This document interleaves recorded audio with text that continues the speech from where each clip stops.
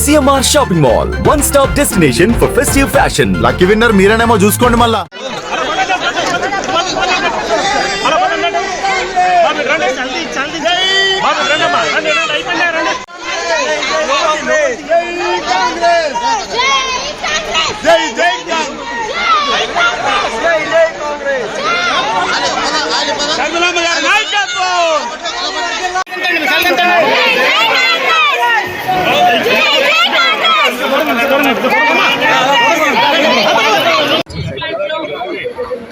Contract ఉద్యోగస్తులు వేల మంది ఆ భవిష్యత్ ఏమిటి అని ఆందోళన చెందుతున్నారు. వారి తరఫున కూడా మాట్లాడడానికి అవసరమైతే కాంగ్రెస్ పార్టీ కాబట్టి ఈరోజు వైజాగ్ రావడం జరిగింది. మేడం, ఈ తిరుపతి లడ్డు విషయము ఎందుకంటే సిట్టు విచారణ కూడా ఆపమని చెప్పారు కదా, దాని గురించి సుప్రీంకోర్టు తీరు చూస్తుంటే సుప్రీంకోర్టు రాష్ట్రం చేస్తున్న సిట్టు దర్యాప్తు సరిపోదు, కేంద్ర దర్యాప్తు జరగాలి అన్న రీతిలో సుప్రీంకోర్టు మూడున్నట్లు అర్థమవుతుంది. కానీ మీకు జ్ఞాపకం ఉందో లేదో,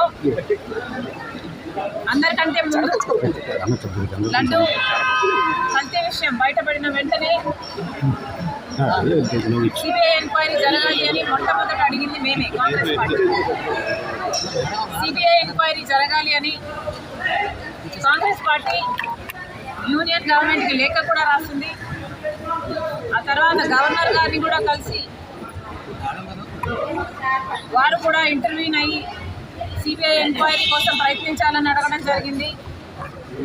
ఆ తర్వాత చీఫ్ జస్టిస్ ఆఫ్ ఇండియాకు కూడా సుమోటో కింద దీన్ని స్వీకరించాలని లేఖ రాయడం జరిగింది. సిబిఐ ఎంక్వైరీ కోసం పోరాటం చేసిందే కాంగ్రెస్ పార్టీ. ఈరోజు సుప్రీంకోర్టు కూడా మాతో ఏకీభవిస్తున్నట్టు కాబట్టి హర్షం వ్యక్తం చేస్తున్నాం.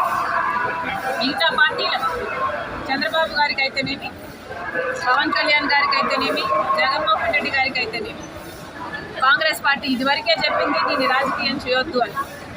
ఒకరేమో శాంతి పూజలు అంటున్నారు, ఇంకోరేమో పశ్చాత్తాప దీక్షలు అంటున్నారు, ఇంకోరేమో ప్రక్షాళన పూజలు అంటున్నారు. ఇలా ఒక్కొక్కరు ఒక్కొక్క పేరు పెట్టుకొని